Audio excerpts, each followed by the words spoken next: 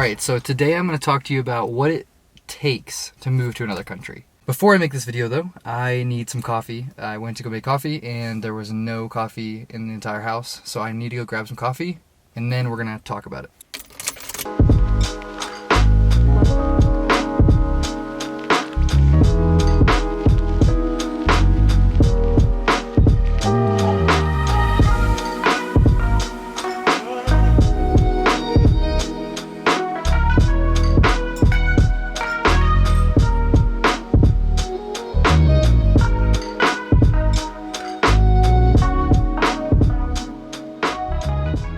Alright, so we're talking about how to stay in another country, how to move to another country, because we're moving to Australia. I don't think most people understand and I won't say this as like super pro-America. I do love America, but I'm not saying America is better than every other country in the world.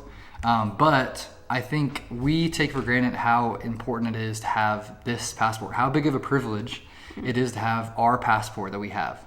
Even in Australia, I think the same thing. It's one of the best passports to have in the world. The most valuable part of it is that we get to live in the United States, and a lot of people want to live in the United States. Same for Australia. I think a lot of people would love to live in Australia, and you can't just live there. You can't just go there and choose to live there. You have to go through a whole process to do so. So with our move now, Grace is really in the middle of her permanent residency. I want to give a few details of the things that we have to go through to gain permanent residency. So there's a few terms. One of them is visa. So a visa is something you have to go into another country. A lot of that changes country to country. It's pretty much different every single country. It is different in every country. Yeah. You can renew these and live off of these for quite some time. But at some point, you're going to have to gain what most countries call permanent residency. That's a pretty common term to be used in most countries. In America, another term you're going to hear is green card. Now, green card is basically a term for permanent residency. It's the card, literally the card you get. Grace has one, but it's a card that basically proves when she comes into the country, when she wants to work, that she is a permanent resident. Now, it's not called a green card in every single country. In Australia, it's called permanent residency. Yeah, I actually think it's only called a green card in America. Yeah, those are some terms that we have to get. Those all have a different time frame on how you can get them, when you can get them, which ones are required before you get the next one. In America, it's visa, pretty much goes visa, and then you have to have some reason for getting your permanent residency. So with us, it was getting married, and then we had a adjustment of status visa, which was in between when my student visa ended and getting the green card. In between the student and the green card. And then once we got the green card, then we're out of that adjustment of status into green card.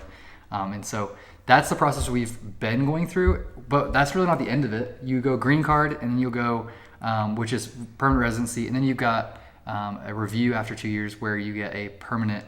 So the first green card is a 2-year green card. And then after that, you have another form of permanent residency. Then you can apply for your citizenship. So it's a really long process for someone who's not from here. Right now, I've actually Grace helped me with getting my visa for going to Australia. So we already have that. Yeah, the tourist visa. My tourist visa. Once I'm in Australia, then I will apply for my permanent residency, right? That'll be the second thing I'll do. Yes. So once... Yeah, actually, there'll be maybe another visa that I'll have, so it'll go tourist, and I'll do a bridging visa, which they call it, which is the same, I think, similar to the adjustment of status. I don't think it's the same, but it's similar. And then once we get that permanent residency, then the next step will be eventually citizenship if we're there for long enough. A lot of people don't understand what that means, how that all works. I want to make sure I have it on camera, make sure that we talk about it, because one day we might look back at this video and go, oh, how did all that work?